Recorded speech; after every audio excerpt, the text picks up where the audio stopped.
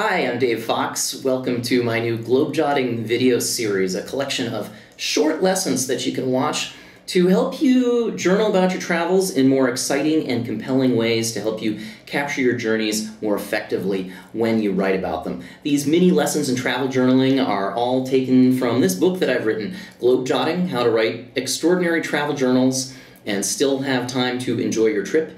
This book is, of course, available for sale on my website at www.globejotting.com and from major online booksellers such as Amazon.com and so forth, both in paperback and as a download for Kindle.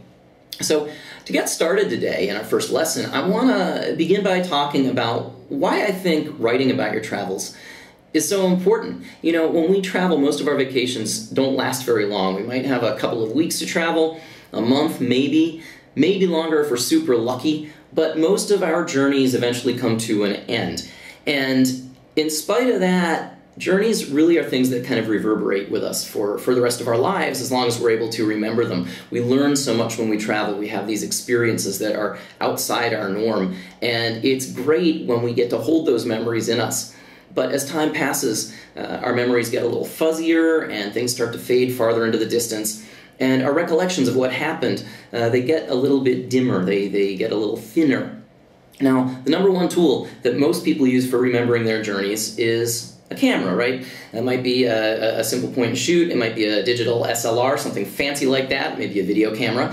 But in one way or another, it seems that almost everybody takes a camera of some sort with them when they go on vacation. Well, I love to take pictures when I travel, and so don't get me wrong, I'm not in any way knocking travel photography, but there are certain things that we can't capture in photography that we can capture when we keep a travel journal. For starters, you know, cameras are dealing with just the visual. We're looking through that viewfinder, and we can't get into what's going on outside the confines of our viewfinder. We are dealing only with the visual. Whereas when we write things down, we can capture all of our senses. We can also write about the people we meet, and the stories that they tell us, and also what I call the inner journey, that sort of emotional side to a trip it goes on inside our head. It's all these discoveries, the knowledge that we attain, and that kind of thing. And that's the kind of thing that we just can't get on film. Now, if that's the case, if journaling is so much more holistic than photography, why is it that people rely so heavily on photography versus journaling to remember their trips? Well, the answer to that, pretty simple. Taking pictures requires a lot less effort unless you're a really serious photographer. You can point, you can shoot, and then you can move on and get on with your day. I've been teaching journaling classes for a long time now, and I have found that people have a couple of common frustrations if they've tried journaling in the past. They either find that their writing is just kind of bland and pedestrian. It's the step-by-step account of their day, doesn't really pull in the full spirit of the journey. Or, even more commonly than that, they find that they might write for their first couple of days, but then like by day 4 they forget to write for a couple of days. By day 6 they're trying to catch up with what happened on day 3, and then it just all falls apart and they give up. And they figure, you know what, this is taking up too much of my time. I'm trying to have this big travel adventure. I don't have time to be writing this stuff down right now. And so, this is where we get to today's lesson in what I call speed journaling. This is a technique which will help you get a lot of detail down onto your page, down onto the pages of your journal in a short amount of time. And one thing I'm going to ask you to do for starters is reframe your thinking about why you are keeping a travel diary in the first place. I think the biggest problem that a lot of people have with their journals is that they are trying to create the most wonderful flowery prose that they have ever concocted while they're traveling. You know what? We don't have time for that.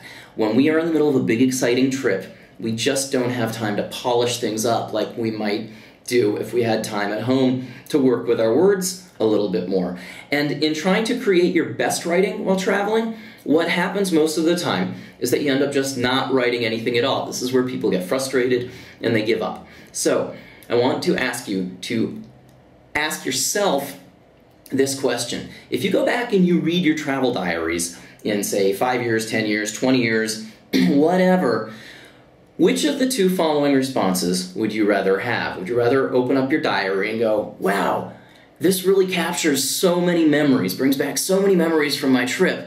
Or would you rather go, wow, I really can't remember much from reading this, but look at these 4 amazing sentences I wrote, and man, is my handwriting beautiful. You can have it one way or the other. So think of your journals not as the place where you're going to create your best writing, but as the place where you are going to collect as many memories, as many memory triggers. You can write sloppy, you can write incomplete sentences, you can write just even little lists of things to trigger your memories if that's all the time you have. But collect as many memories on the page as you can. Now, if you want to write really great travel stories, you can do that, but wait until you get home to do that. It can be a really fun way of recalling your trips, of remembering your journeys once they are finished. But when you're in the middle of a journey in progress, I say that if you're spending more than about 15-20 minutes a day maximum journaling, you're probably spending too much time doing it. You really should be out there enjoying yourself more. So I've developed this concept. I call it speed journaling.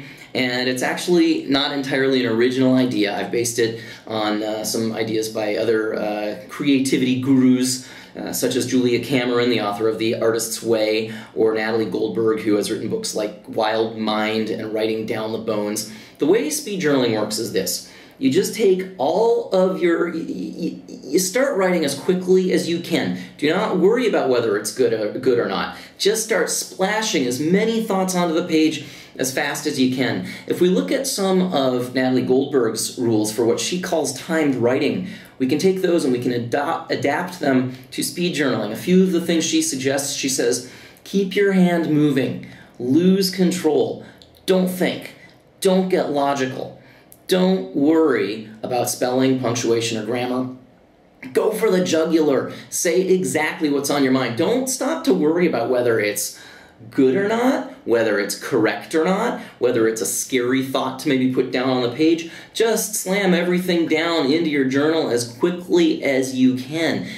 When you do this, you will be amazed to find how much detail you can get down onto the page in a little 10 or 15 minute writing blast. So get as much down on the page as you can in as short amount of a time as you can, and you'll be amazed at the amount of detail that gets down there. And then when you go back and you read your journals later on, you'll also be amazed by how many memories this brings back to you. That can create a framework for more polished travel writing later. Even if you never go back and polish up your words, at least when you open up your diary down the road, what you're going to have is a collection of great memories instead of just a few sentences of pretty handwriting. So that's speed journaling. That wraps up mini lesson number 1 in the Globejotting video series. I will have a lot more lessons coming soon. Thanks for watching. And again, if you would like to learn more, I've got all of my top tips as well as some examples from my own travel journals and exercises you can try at home, all kinds of other stuff in my book, Globejotting, How to Write Extraordinary Travel Journals and Still Have Time to Enjoy Your Trip. You'll find out all about this book and other books. I have written samples of my writing and a whole bunch of other stuff over on my website over at www.globejotting.com. Thanks for watching. I'm Dave Fox in Singapore.